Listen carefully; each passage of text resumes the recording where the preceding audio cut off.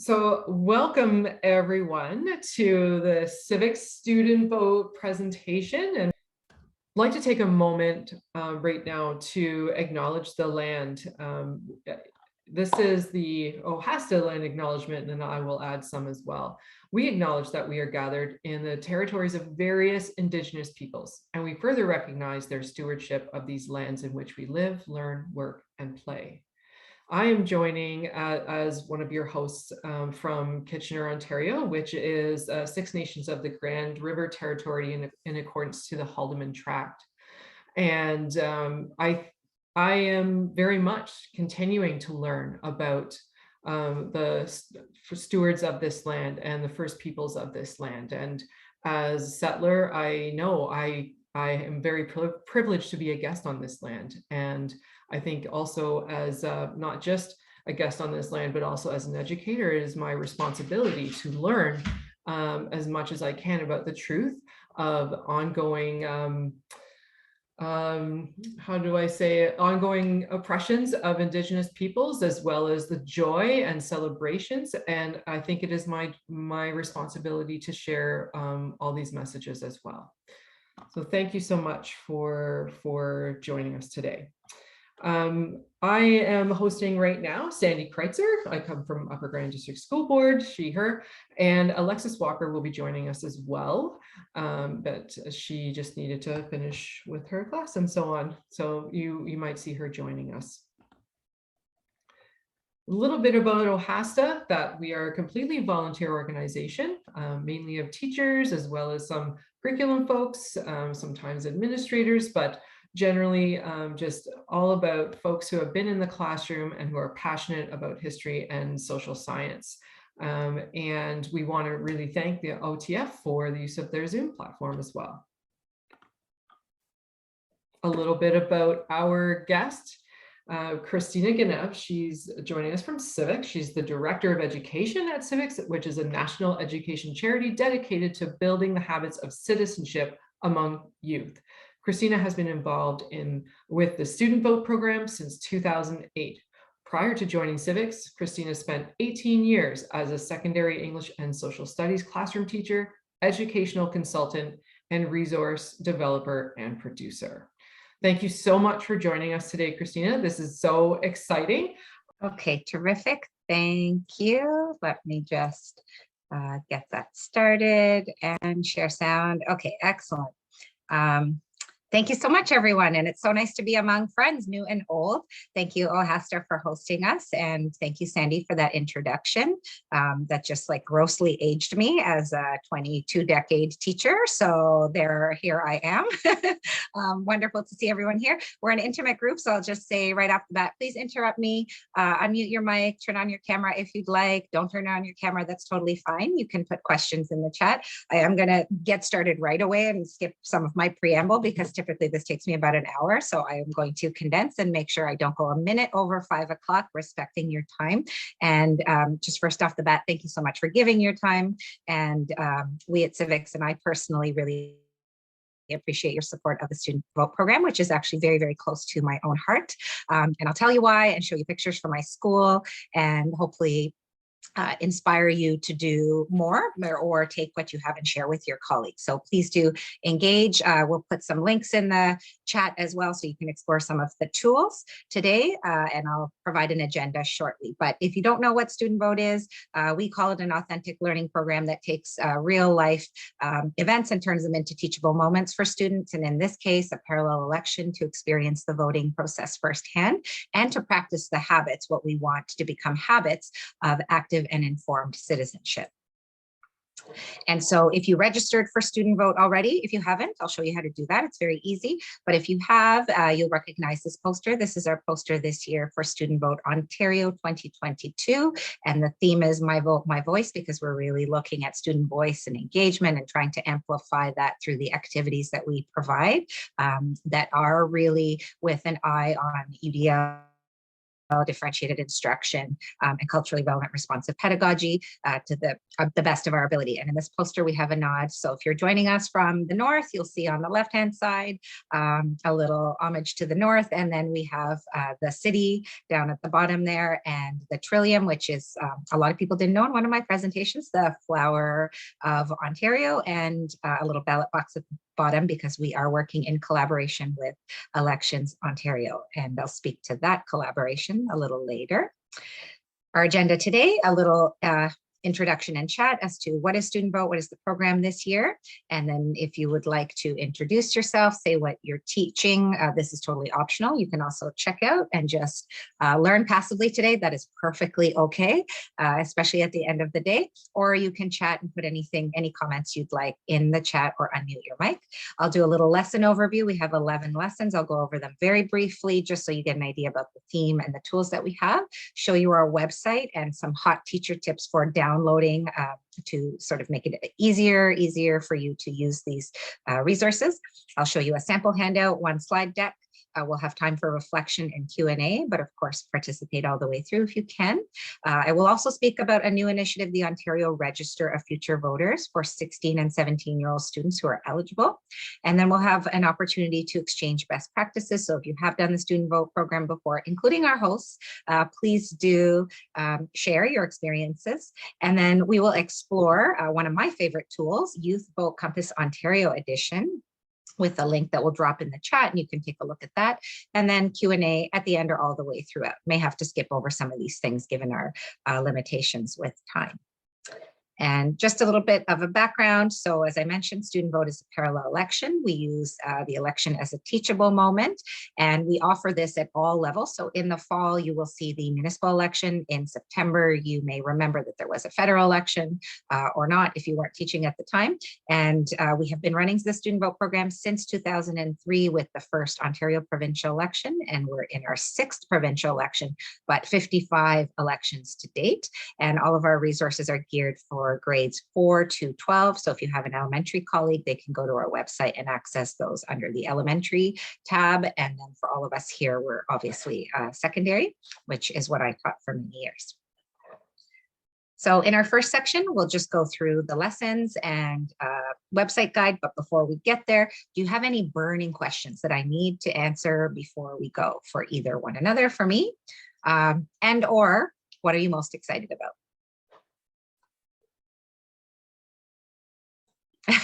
That's right. Yeah, Corto, exactly. I never thought of it that way. Interesting. And nice to meet you. Yeah, 2003 is when I started teaching. So old, right? As I like to say.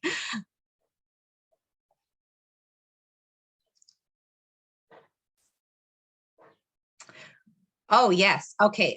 So all the links that you will see in the chat, you can bookmark them, but they are also part of the lessons online. So when I do the website orientation, I'll show you where you can find all of them, and they're right there on the website. You can't lose them because they're there. Oh my goodness, Rachel. Wow.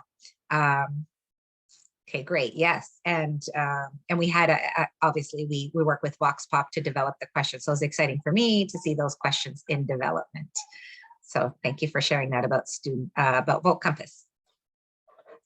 Okay, so before we get started, I want to show you what materials are involved. So when you register, registration is really easy. You're just putting in your school, your name, that sort of thing. You receive this resource package, and these are all print resources, so tactile, hands-on. You will get lesson plans, so those books in English and French, so that's elementary, secondary colors. You'll get 2 books, and what those books are, they are a replica of what we have online. So we have everything online, so if you haven't registered, would like to start using the lessons right away, you don't have to wait for the print to get to your school. But as soon as you register, we can send that to you. If you need them in a rush, email us. We have our ways, right? So we have lesson plans, Student Vote posters, like I showed you, ballot boxes and screens, and then materials for the Ontario Register of Future Voters, which I will speak to. And then there's a second mail out that goes out around May 23rd. So if you received the first package and you're wondering, where's my second package? It's coming out soon. It's because we need to wait for the candidates to be verified, which is 2 p.m. on May the 12th. After that, we can print all of their names on these ballots that look just like the real ballots in the real election. And along with that, you will receive your statement of poll form for students to tabulate all the results and the election manual. So all of this comes out in a second mailing, May 23rd. And political spectrum to vote compass. Oh, yes. So I think in the new curriculum, yes, political compass. I'm not sure, maybe Rachel has some insight as to the change. The political compass was developed by CBC for Canadians in general, and then CIVIX has had the student adapted one for a number of years. So yeah, I think it's just sort of been in the air, but I do think that, you know, CIVIX has played a role in kind of making that more generally known to students and providing that really great student-friendly version. Yeah, I think this was a reference to the curriculum wording. And I think also because we're not looking at ideologies on a spectrum anymore, we're sort of looking at them in a more holistic way as a compass. And when I show you the results of the student vote, so I'm just going to do sort of a fake student vote poll myself, and I'll go through it and show you. So when you see the terminology, you may agree that it's a little bit more accurate in terms of getting students to understand how ideologies work and their place on the, quote, political spectrum. That's a great question. Okay, so in terms of online materials, I'll show you the lesson plans in a variety of digital file formats, along with the slide decks that we offer that you can also modify. If you don't, like them, they don't suit your purpose, you can also do that. We have short videos, all under 3 minutes, and online interactives. And I'll share the links with you so that you can explore them briefly, because we don't have a lot of time today. If you have used Student Vote before and you're looking for these 3 things in particular, unfortunately this year, we don't have them. We don't have the campaign guide, district maps, or Pollinize, which is the student-friendly version on the web of party platforms. But in future elections, we are hoping to bring those back. And here we are at the secondary lessons. So these are the 11 lessons that we're offering this year. You'll see some new themes, new lessons. We've infused many more experiential learning activities and really thought about the de-streamed classroom, for example. If you're using this in grade 10 Canadian history or grade 9 geography, we have thought about how we can reach all the learners in the classroom by providing a variety of different activities. So I will briefly go through the lessons, the themes, the activities. I'm not going to read through the curriculum expectations. You can take a look, but you'll see a number of overall expectations related to First Nations, Métis, and Inuit Studies courses. If we haven't listed the overall expectations specifically, it means that we've made linkages to all of the overall expectations. And if you don't see your course, for example, if you teach English, you can use all of these in English. If you don't see your course, it doesn't mean there isn't a curriculum linkage. It's just not as explicit as we would like it to be able to list it here.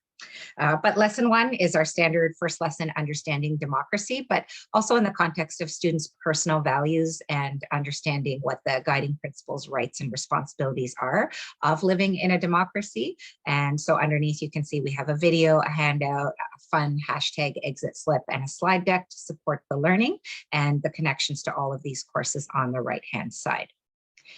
In terms of perspectives and pluralism, this is a new lesson that we have, and at CIVIX we are developing many more lessons, modules, and programs related to considering different perspectives and the role of pluralism and diversity in a democracy. And we also want to foster the habits of active listening in students. So we have a lot of activities that we've incorporated in this lesson, 2 videos, 2 handouts, a case study, and a slide deck for this lesson. And I know I'm going through them very quickly, so if you want me to slow down or answer any questions throughout, please unmute your mic or put that in the chat. The next lesson is, this is lesson 3, informed citizenship, and we'll take a look at feed for thought in a moment, but that is the online interactive that we have to support this lesson. And in this lesson, students are analyzing their own consumption of online news and information and making responsible choices about what they see online. So we have 2 videos, the feed for thought interactives, 2 handouts, and a slide deck. And when I say handouts, they can obviously be printed out, but you can also upload them to the LMS that you're using, Google Classroom, Brightspace, or other, and we've made it easy for you to do all of those things. The 4th lesson is voting rights. So students are learning about historical voting rights on the land we now call Canada in general, voting rights in Ontario, equality, voting rights as it relates to First Nations, Métis, and Inuit peoples. And we have 2 handouts at 2 different reading levels because these ones are quite dense, 2 graphic organizers, and a slide deck. So to support lesson 3, we have this feed for thought. So maybe I'll put it in the chat here to save Vanessa. Okay, so if you would like to check it out, you can, but I'll show you where to find it because it is along with lesson 3 online. So feed for thought is part of our sort of news literacy suite of resources, but this is an interactive where the class is divided. So you have your whole class and your class is divided into 2, and 2 social media feeds are presenting 2 very different pictures of a fake election campaign. And the students don't know that they have these 2 different feeds. They end up voting for one of the candidates. And in the end, they discuss how that impacted, how seeing their particular feed impacted how they voted. And here is the high stakes election. There's 2 candidates to choose from. It's a close race. And you have to, follow their social media to determine who you'll vote for. So you can click on here and you can preview both the news feeds, but we've given you the instructions here specifically. So you'll create a class link, and this will automatically assign at random 2 polarized feeds. You will have a vote. The vote could be by hand. We have paper ballots that you can print. We also have a digital format for voting, and then students will discuss and debrief what their feeds look like and how it impacted what they have seen online. And this relates to algorithms and filter bubbles. And we have a video for that and a little testimonial. And then here we go down below, the 2 things that you need. Okay, so a bunch of links there, but there is the feed for thought link.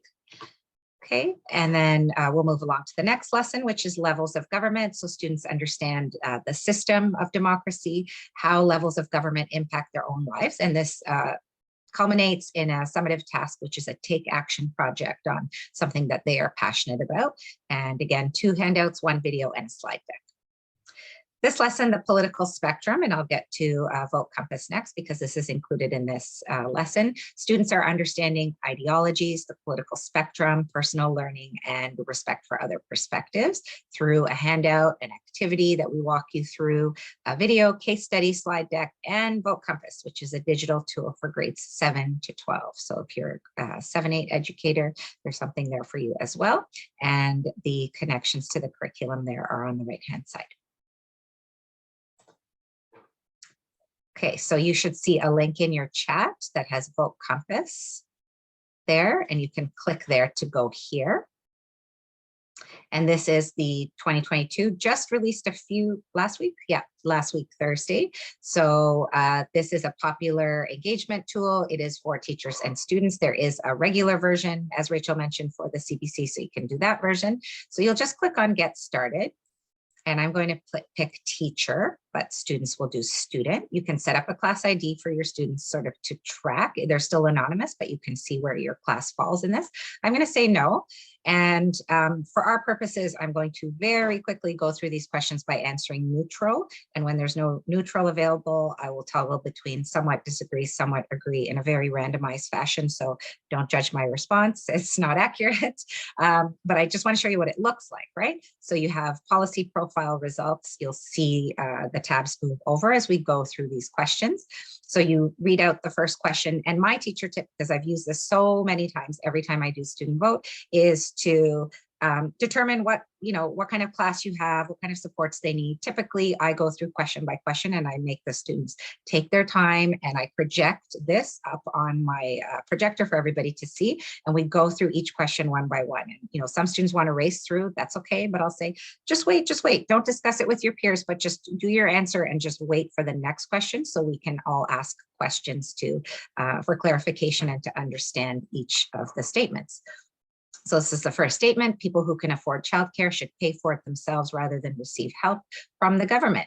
Student says, I don't really know what that means. Well, we have a whole backgrounder here. So let them read it. Let them take their time reading it, give more time than you think they need to read it, and then ask if they have any questions. And then you can support as necessary, and then they can move on to the next one. If a student says, you're moving too fast, it's too slow, it's okay. They can come back to the questions as well, or they can call you and you can go over and help them while you advance to the next question. So once you click, let's say neutral, it goes to the very next question, right? You can go back, right? There's a back button, so don't worry about that. So the next question is about spending and social services. The next question is budget public services. I'm just going to quickly read out the themes so you get an idea.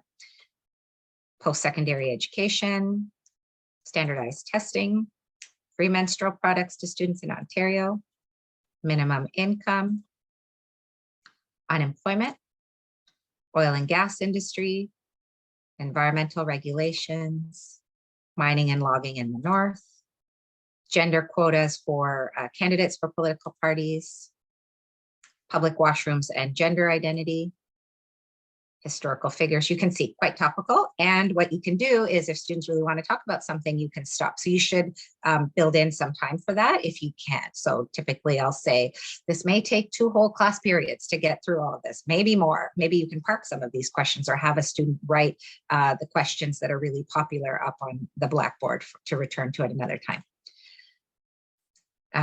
Access to medical treatment, so 2-tier or privatization of healthcare, housing laws, landlord-tenant law, homelessness, immigrants in Ontario, Indigenous peoples and natural resources, regulation on business, business and poor, wealth accumulation, gap between rich and poor, public transport and roads, racism in police forces, protest and public order. That hasn't been in the news lately, right? It's nothing to talk about. Police officers who've been charged with misconduct should be suspended without pay. Nothing to talk about. Right to privacy is more important than public safety. Nothing to talk about, right? So I'm sure you have ideas of where you can go with all these. Tax, corporate tax, and taxes and jobs in Ontario. Okay, and then it will ask you, I wish, and then I go down. No, I don't wish. I'm good. Okay, I'm gonna go here next. And I'll just choose some very random things. Okay, so I'm not even looking, not paying attention, but I just want to go to the end and just show you what I get at the end. So this might address the question about political compass because we're looking at it as a landscape and rather than a spectrum that's left to right and almost black and white or shades of gray. So how you fit, okay, this would be me. You can change that, you can move it. There are a lot of different things that you can do. That's quite interesting. You have your responses here, and then you have on the left axis, social, economic, left, right, conservative, progressive. And these terms, you can, if you use the lesson, students can understand these terms through the lesson that we've provided. And then we can compare all the parties on the issue. So I think this is a really neat feature where you can do that. And you can click on one of the topics and kind of see where all the parties fall. And you can have a really great discussion there. Are there any questions?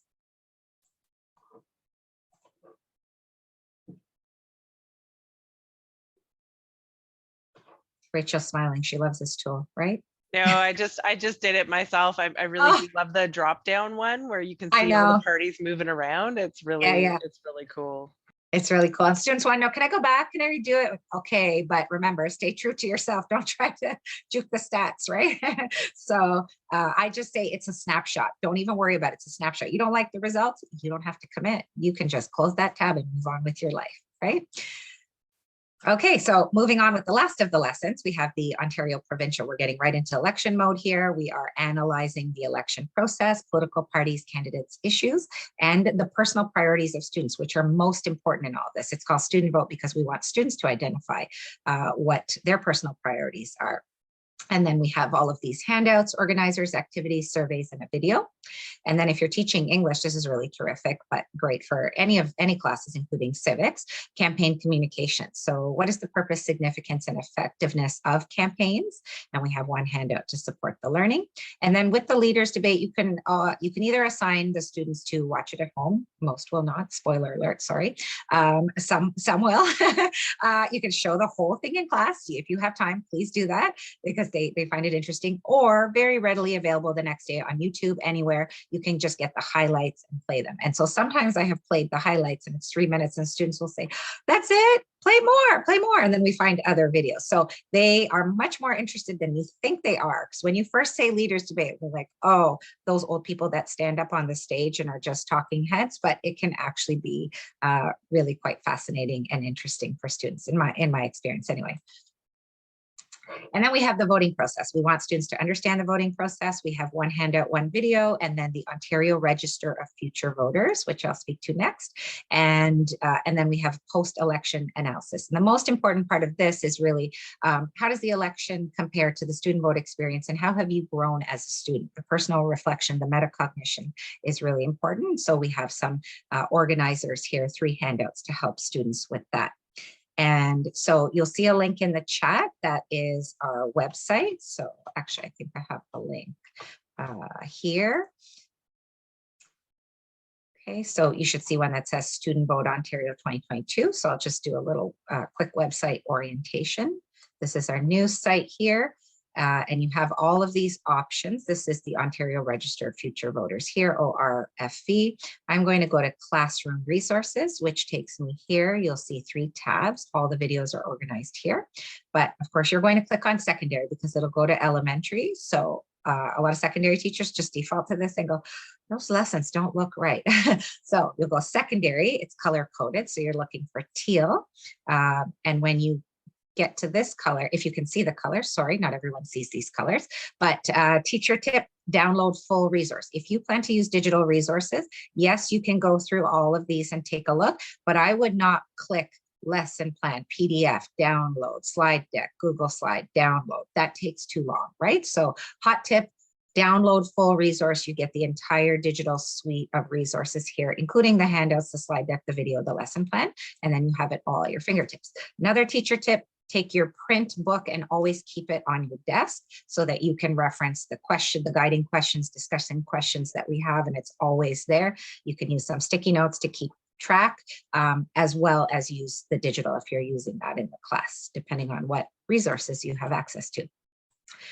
So for each of these drop down, you're going to go down and see all of these things, these tools. So someone wanted to know, how do I find feed for thought? Well, it's under the informed citizenship lesson right there where it says tools. If you're not sure, just keep clicking and you'll see tools or no tools, right? There are no tools for this lesson, no tools here. When you go to political spectrum tools, okay, you have a tool here. So we have all of the tools there. And I'll just click on one lesson plan just to walk you through what it looks like. Some of the lesson plans are longer, some are shorter, just depends on the topic. Typically 2 to 4 pages, because we have here guiding questions. The overview is for you, sort of a summary of what to expect. The learning goals, you can make this really big and project this for the whole class. You can use a highlighter tool and highlight this section. You can write it on the board, however you like to use learning goals. And then we have a starter. This is an optical illusion activity. We like to start with a fun hook.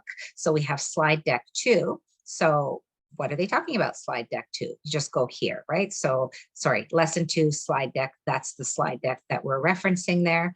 And then we have a step-by-step how to teach this lesson. You don't have to follow the steps clearly. You're the professional in the class and you can decide what you're going to do. We have discussion topics here. And then we have little teacher notes. So we have things like use Flipgrid instead of getting students to write. So they have an option, right? Video response, written response.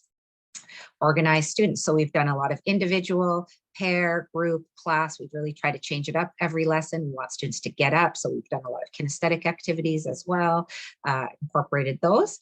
And then we have a step-by-step review, discuss, organize students into groups. They can use Jamboard, write, type, work in groups, work in pairs. And then we have a consolidation, again, options, slide presentation, skit, video, mock social media post, brochure presentation, really appealing to all the different learners in your classroom, and they can communicate their understanding how they see fit. And then we have an extended learning. You might remember that that dress that was white or gold. I don't know if any of you saw those. I saw the wrong color, apparently. All my friends made fun of me. Like you could see black or blue, I think. I think I saw blue, I'm not sure, and it was the wrong color. But this is a lesson to have students understand motivated reasoning and judgments and decisions. This is a fun little extended learning. And always with every lesson, we have adaptations for language learners, culturally responsive pedagogy, and then different types of accommodations. Sometimes this list is much longer. For this particular lesson, we had a lot of these built in, so we don't have a big list. And if you have questions, please do let me know. Okay. Oh yeah, Rup, I don't know what color you saw in the dress, but apparently I did not see the color correctly. And there's nothing wrong with that. Okay, short on time. You look at all those lessons and go, Christina, it's May. What are you talking about? And I'll say, don't worry, I got you. Just do the 4 lessons or just do 2 lessons. And then if you have more time, you can always go back. So these are our lesson pathways, and they're also on our site. So they're under that very first section before the lessons begin. If you click on that first section, we have lesson pathways for Canadian World Studies and English. We also have the Ontario Register of Future Voters activities, which I'll speak to next. But we also have these pathways. So you have very little time. You just want to do a couple of lessons. You can just do 2 following our 2 lesson pathways. So you'll use lesson 4 and lesson 7, and then you have our 4 lesson pathways. You do those, and then you decide, oh, I have much more time than I thought. Absolutely, go back, use the other lessons. But this is a more accessible way of doing things for some people. And of course, the citizenship education framework is the framework that we use to organize and guide our lessons. So we have students actively participating for the common good through building positive relationships, leadership, volunteering, participating, engaging with controversial issues. We want students to develop their own sense of identity, but also respect other perspectives. And we certainly want students to understand how power and systems work so that they can navigate democracy with this kind of knowledge. And finally, we want students to be able to develop the attributes and character traits, values, and habits of mind that they consider important to them, but that are also fundamental to a democracy, such as civic engagement, collaboration, societal rights and responsibilities. We know that everyone does not engage, and certain communities will not engage in this way, but this is the framework that is in our particular curriculum document, and you as the educator will, again, use them as you see fit for your particular class, school, or community. A sample handout looks like this. They all look very different. This is just one that I really like, iceberg activity. So this is understanding perspective. So we can all look at the same issue differently because our perspectives are shaped by sort of surface level influences, but also things that are beneath the surface. And, you know, sometimes students don't examine that closely. So this facilitates that kind of learning and understanding. And then students think of a significant experience, life experience, or influential person, and how that has shaped their perspective around one of the issues that you decide to speak to in the class. So we have many different kinds of graphic organizers. This is a very basic, simple one, but we have lots of diagrams and charts and things like that. And then a sample slide deck. I've just taken 3 slides to show you one of our many different types of slide decks. Some have videos, some have more text, less text. But for example, this is an explainer of online platforms. We have search engines, social media. We're talking about filter and control. And students do need to understand how their engagement with these particular tools, maybe they don't use Facebook, but all of the other tools have an impact on how they understand the world, how they navigate the world. And of course, algorithms is really important. And then we have discussion questions. So you can just put this up and have students free write individually, in pairs, in groups, the class discussion, however you see fit. But yeah, no, thank you so much. That you and I were chatting ahead of. We're not done though, by the way. I'm Oh, still okay. going. Oh, no, I think, yeah, and you and I were chatting too ahead of this session as well, indicating that resources for civics are always so important and so useful. And the individuals here today are going to be able to share these with, you know, individuals back in their buildings, because, you know, we know that it is a bit of a revolving door, and setting everybody up for success is fantastic. So yeah, I know there's a few I have not used and I'm really excited to bring into the classroom. So thank you. Oh, you're so welcome. My pleasure. The questions too, sorry, on the voting compass. Yes. Very on topic, very current, yeah. and so important. And I think some, you know, staff might shy from those type of questions in their classrooms. So to really like bring it into conversation, I'm really impressed. I was happy to see a lot of them there. So thank you for doing that work. That's great. Yeah, we grappled with some and wondered, you know, is this appropriate? Will people be afraid of these questions? But I mean, these things are happening and we can't run away from them, right? So we have to face them head on, and hopefully with the context and the explainer, educators feel like, okay, this is supported. I didn't create these questions, just blame civics. Vox pop, right? And it's okay. So yeah, great. There's another thing that we had discussed too about how topical this course can be. And so I really appreciated those questions. Yeah, because they are really on point. Okay. Oh, great. Okay. Yeah, Carla. Yes, Vote Compass, because it comes and goes. This one is current, and then you won't see this again after this election. So use it while you can, and then it's gone. And okay, yeah, no problem, Aaron. OHASTA's recording this, so you can take a look at the rest. There's only 20 minutes. You can watch the rest. And my friend Rupa has a question. Hi, Rupa. Hey, no, I just wanted to say, I know you're not done, but it's really awesome. What Alexis was just saying about appreciating that it's, you know, very topical, and then what you were saying about, you know, people perhaps being afraid to ask some of these types of questions, but it's so important as someone who teaches geography, like the kids, they become alive as soon as we start talking about issues in geography, because, you know, you can only get so excited about, you know, plate tectonics. Now I get really excited about plate tectonics, but that's just me. I do too. Right? Like I think that stuff is really, really exciting. But you know, the kids are like, okay, rock cycle, right? But as soon as we start talking about immigration issues, we talk about Bill 21, and we, you know, the kid, like we talk about, you know, the injustices of what's happened to a lot of to indigenous nations across Turtle Island, and this is what, like, this is the stuff they want to talk about, right? And abortion laws, yeah. Like the students want to talk about this because they're seeing, I always tell my students, I want you to leave my classroom having a better sense of the world around you and be a better global citizen, right? Like that's my main goal. So it's just, yeah, anyways, it's very exciting. It looks really cool. And I can't wait to share it with my department. Thank you. That's really kind of you to say, and I know you mean it. So thanks so much for that. And that's why I do Student Vote and have loved it for all these years and have been a champion of it, because to me, at the heart of Student Vote, it's really students discovering their own identity. And I think about how many spaces and opportunities they have to really examine who they are, what their values are, to express themselves, to figure out what is important, what is not. They don't do that. They don't do that in other classes. And then they come here and you, the teacher, are empowering them and saying, this is really about you. Let's figure out who you are, and what teenager doesn't want to talk about themselves, and right, and explore that. So I think that's really the draw. That's my personal opinion of why they really like Student Vote. And Alexis, yes, absolutely. And if you don't see a question, you know, we don't really have environmental racism as part of our question. And if you think we should have a question next time, email us and we will definitely put it on the list. We don't just say that. We actually have a spreadsheet and we will put your requests on our list for next year. So thanks so much, Rachel.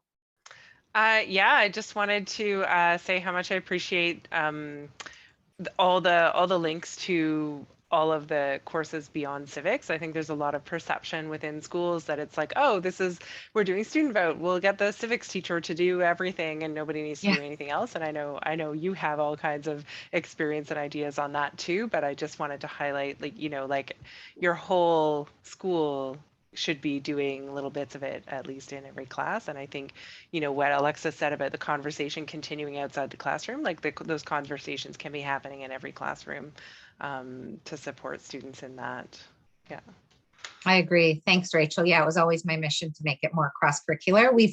I've focused on Canadian and world studies because we're working with the ministry, we're working with Elections Ontario, and that's their focus. But of course, I could put linkages to, if I had, 1,500 hours, I could go through all of the different curriculum, math, business, phys ed, and we could find connections. But I use Student Vote through everything that I ever taught in all those years, right? Which was everything under the sun in Canadian and world studies and all English courses. And I found a connection in law. I taught CHI, where you would think grade 12 Canadian history. How'd you fit that in? Oh, there's a role, right? Democracy. And you find a way, and it's really about the kids and empowering them. So thank you. And yes, so many geographers. Yes. Thank you to the geographers for showing up and turning out. And great. Yes, we have French. We have ESL. Amazing. Yes, perfect. Okay, so moving on. Sorry, I'm rushing through, but I'm going to talk about the Ontario Register of Future Voters. This takes 5 minutes to do, so I want to lead with that, but you can make this so much more. We are collaborating with Elections Ontario to encourage schools to organize these events to facilitate signups among students who are 16 and 17. And so who is eligible to sign up? Why would they do that? So 16 to 17-year-olds who are Canadian citizens and residing in Ontario can sign up. And we have lots of suggestions for students who are not Canadian citizens, who are not residents of Ontario, who are not 16 or 17 and don't meet the eligibility criteria. I'll speak to that. But we are going to provide videos, posters, social media content. You may have received some of all these things already. And we're encouraging educators to get students to do this, to run information booths, classroom activities, organize registrations, making PSAs or school announcements, or just, at the very basic level, just getting your class to register by going to the Elections Ontario site, getting students to put in their information, and then uploading either a phone bill, driver's license, or report card. There are a number of other pieces of ID that they can use to register, and students who in the class who are not eligible can learn about the process and see what this is all about. And this is a really tangible way to get students to participate in the democratic process. It empowers them to put themselves on this list. So when they are 18, they're automatically going to receive their voter card. If they have a card, they have an app right now. We don't know if it's going to go completely digital, but at least they can rest assured that they took one step closer to voting. Oh, amazing, Vanessa. Yes. Okay, great. Love that. Roping in new teachers, right? So those are some of the tasks. In the interest of time, I'll move through and I'll show you this very quick video. So I had the honor and pleasure of filming this video and asking these students these questions. So I was right there. I'm the person on the other side. And I asked these students unscripted these questions. We made 3 different videos, so you'll see them on our website soon. We're still in our last phases of editing, but these students are going to talk about why the Ontario Register of Future Voters matters. You have never seen people so excited about registering for voting. There is no adult who is this excited. These kids were genuinely excited at this school, unscripted. So you're in for a little 2-minute treat from the mouths of students.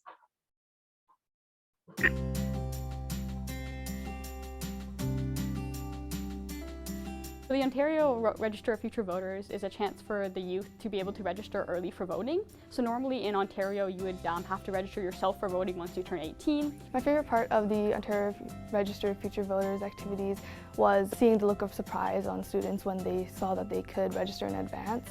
I thought that was really cool because there's not a lot of things that you can ensure that you do in the future now. The best part, personally, was giving students an opportunity to engage in conversations that are going to directly impact their future.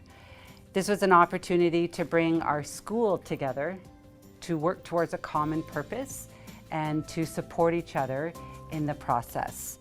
It makes it real for them. It takes away the guessing about what does it look like to vote in the future. It answers some of those questions about getting ready to vote. Also, it engages students in conversations with each other, hearing conversations, and then students also understanding that there might be obstacles to voting. I would say that it's a very quick process and you don't have to take extra steps when you do become 18. So registering before you become 18 makes that process very easy. The process of registering as a future voter made me feel kind of excited for the future because I knew that it would ensure that I got my voter card when it was time to vote, keep myself accountable to fulfill my rights in the democracy and be able to express my desires and feelings in the future.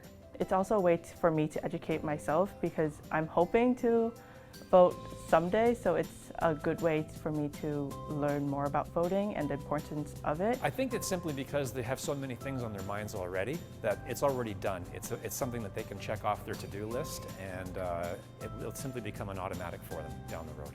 And I think that will be a really big incentive to students to actually go ahead and register afterwards. Great, that's the Ontario Register of Future Voters. Oh, there we go. Oh, that's Kathy, yeah, Kathy Doucette, yes. She's an amazing teacher, yeah.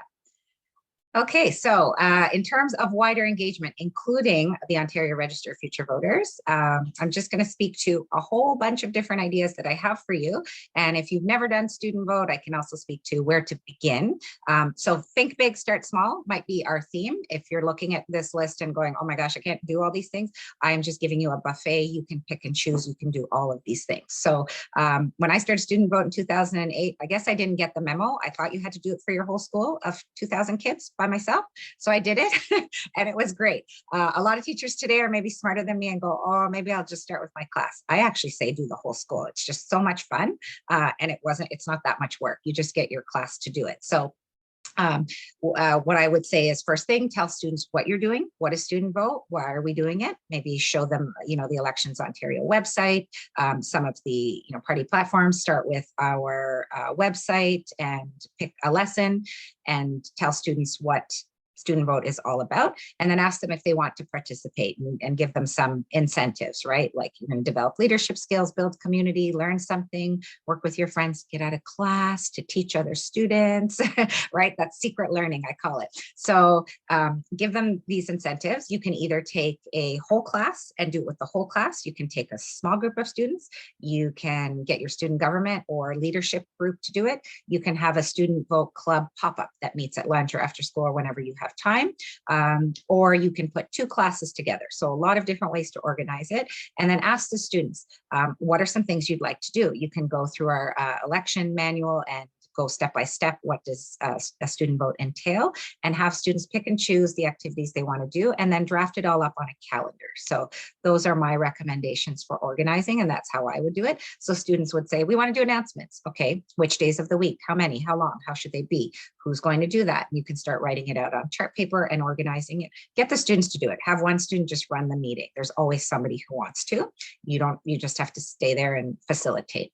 You can make a lobby display. So this is one from my own school here. What the students did to remain nonpartisan is they just copied, pasted, printed from the website. And as you can see, each of these 4 construction paper boards are all the same size. The text is about the same, and you can see each one has 2 images. So we tried to keep them sort of a mirror image of each other to keep them nonpartisan. In the center, we had the list of all of the candidates from our particular riding. That's a ballot box and screen that you see, and a poster. And in front of this, students would have a table, just like you saw in the video, with some computers set up, and we had lunchtime activities like a Kahoot game, a spin the wheel board with trivia. So we'd say, go to the students would say, go and read up on the candidates and come back and do a little trivia quiz with me, because your teacher might not be teaching you about student vote, but the whole school is voting. Did you know? In about a month, come back here, play a game with me, and you'll get, a little chocolate or something like that. So we did that. Some students made up their own flyers and brochures, again, copying, pasting from party websites, not editorialized. I can't ever say that word, not writing it in their own words, right? And then you can have artistic displays. You can also engage the media. Before you do any of these things, check your school board policy, check with your administrative team, and send out a memo to families or teachers in your school and let them know you're doing that. If you have a ticker board outside your school, it's also a great way to advertise that student vote is happening. And if you have an election day, you can also put it there as part of your messaging for the whole community to see. So we want to bring the fun and community building back into our buildings that have maybe been devoid or lacking of this for the last couple of years. So a few different ways that we can do this is have trivia games, as I mentioned, at lunch, but in different classes. This is above and beyond. One of my students made, she became a ballot box mascot. She was our democracy hero. What you can't see is her cape behind her with stars. And she would like twirl around and go around school. She was a really popular student in the school. I guess that helped, because people would follow her everywhere and take videos and put it on Instagram. Thank you for the love, Rachel. I know, I love her. Miriam is her name. She said I could use her name and her image, so it's all good. And she went around, she has glow sticks around her neck and her arms. We go like all out at our school because I've been doing this for so long, and I just love the program, and the kids really love it. So we have classroom education visits. They're 10-minute education visits. So students in my class, 4 or 5 at a time, would go class to class by sign up and teach the different classes about the election. Really quick, entertaining. They would like bring a boombox with music or whatever, and they'd give prizes and teach the students that the election is coming up, and just give them the basic who, what, when, where, why, how, and leave the classroom, right? Quick little lesson. And sometimes that would engage the teacher in wanting to do more. Then we would have these lunchtime games, and then we'd have whole assemblies for the school. Top left, you see an image of a Kahoot game that we played for the whole school. We had a t-shirt cannon one year, throwing out t-shirts that said student vote. Yeah, I know, next level, right? So things to think about. You can involve colleagues from other departments. You might consider creating a presentation for your entire staff at a staff meeting, and it can be just sort of very short. You can show them our website, what we're doing. You can just send out an email letting them know what you're doing in your class, and that could have a ripple effect and have others wanting to participate as well. And so just some pictures. They look happy. They're genuinely happy. I didn't have to tell them to smile. So these are my students having fun, learning about democracy and the voting process. These are students from everywhere: student government, athletics, my class, someone else's class. They kind of ran it for the school along with my class. And yeah, oh, great. Vanessa, fantastic. Okay, if you want to share what you did in the chat, that would be great. And finally, another big event that you might consider doing, I'll give you 3 different options for doing it. You may want to do this in person, all candidates debate. Check with your school board policy. They've been changing around these things lately, so check with administration, tell families that you're doing this, but really get your students to host an all candidates debate. So one thing you'll do, you'll go to the Elections Canada website after May 12th at 2 p.m. and check for the registered candidates in your school's riding. So your students might be in multiple ridings. So I would recommend just going with your school riding to be safe, and invite all the candidates from there. They all have emails listed, and ask them to participate in a session for either the whole school or your class. You can do this in person, via Zoom, and you can ask the school to participate by submitting questions, let's say through a Google form, and you don't send them to the candidates in advance. Like, they should know, right? They should show up and be ready for any question that the students have for them. This is not a campaigning tool. This is for the students to become familiar with the platforms. And you can either create a debate schedule minute by minute, or we have one. So we have one on our site and we mail it to you. So you can just use that and have students do little things like, if they're going to give thank you cards, prepare them in advance. And you can even invite the winner to return to your class if your school and school board allows that. Typically they do, but you just want to check. And the other thing is, another tip I have is to have the students, so pair up 2 students with each of the candidates. So you see all those candidates, that's at my school. We had so many. This was for a municipal election, highly contested municipal election. And we had 2 students per candidate. So one at the office, meeting them, bringing them back, one giving them water, setting up their chair, setting, if someone doesn't show up. So you'll have to have extra students. And then we had 2 MCs hosting. So you can see that's my student Dean at the top, who was hosting and loved hosting. And you can see all of the students down below really engaged and involved in that. And they just love it.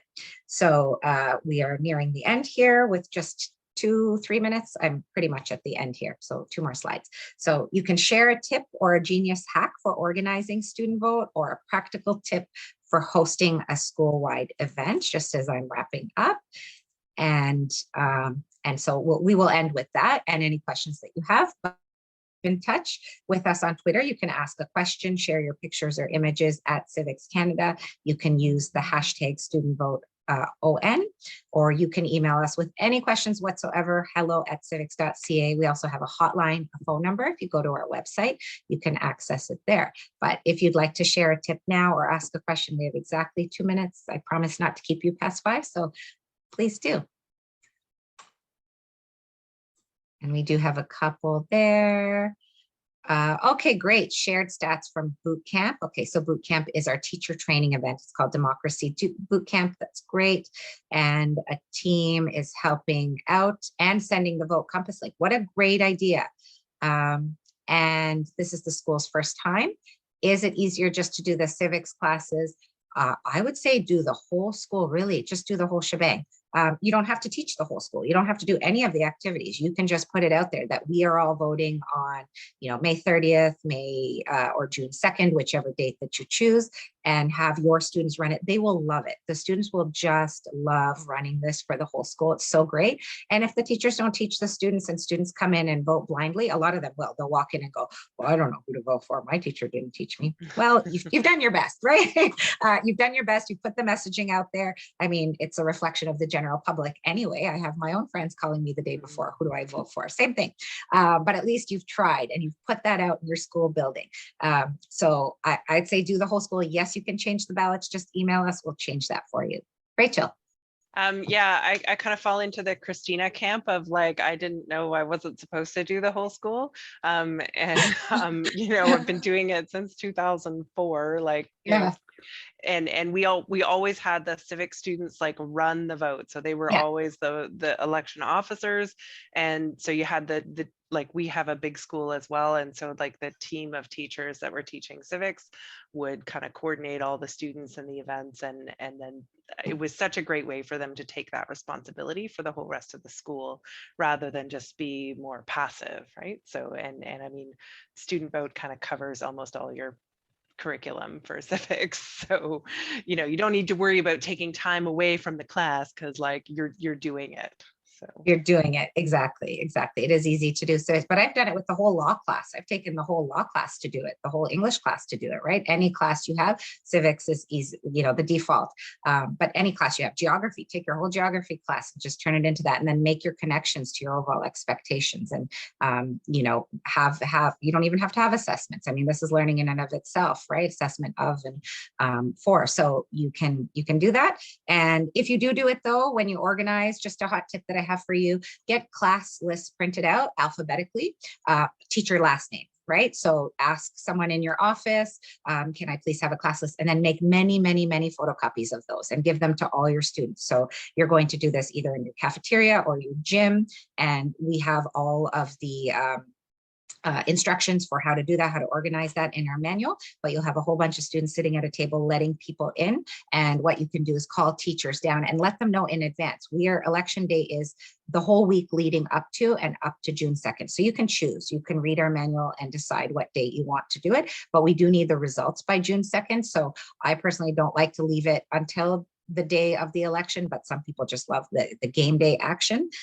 So if that's your drill and you really like the adrenaline, go for it, and just decide, what works best for you and your students that are doing it, and have all of the students have those class lists. And you can call down classes by teacher surname. Okay, that's the tip that I would give you, and give each class 15 minutes to vote at a polling station. So if you have 10 polling stations, you can have 10 classes come down at once. If you've only received 6 ballot boxes and you want 4 more to make it 10 polling stations because you have a big school, just email us, we'll send those to you so you can have that. So I would typically have, depending, when we had 2,000 students at my school, 15 polling stations, a lot of polling stations. And now we have about 10 polling stations. So 10 classes at a time, 15 minutes, you call the next 10 over the PA system. They come down, there's a little 5-minute gap because those classes are coming down while the other classes are leaving. Make sure you have entry, exit, and students are just crossing off these teachers voted. The next day, so another benefit of not doing June the 2nd, the next day you can catch anybody who didn't vote and say, I know this is irregular, but if you'd like to vote, your students haven't voted, please come down to our class, or we'll come to your class with the ballot box and give the students an opportunity to vote. And one more option, you can have an advanced polling station if you'd like. That's just another option. Yes, library works too, and reflections are your friends. Yes. Just for assessment, like have them do all the thing, and then you know the reflection is the assessment. Scrapbook, good old scrapbook, digital or otherwise, right? And you can have guiding questions for those. So yeah, and that's it. Unless anyone has any questions or comments, I'm very grateful for this opportunity, and thank you to OHASTA, Rachel, Alexis, Vanessa, Carla. Takes a village to run a webinar. So thanks so much. You're all volunteers, and I appreciate your personal time that you've put into supporting our work at Student Vote. For all the teachers, thank you so much. Hang in there. I think it's 7 weeks. Have a great time. Student Vote is so much fun. My favorite thing to do ever. So have a great time, and email me, Christina@civics.ca if you have any questions, or hello@civics.ca. Thanks so much. Have a good evening.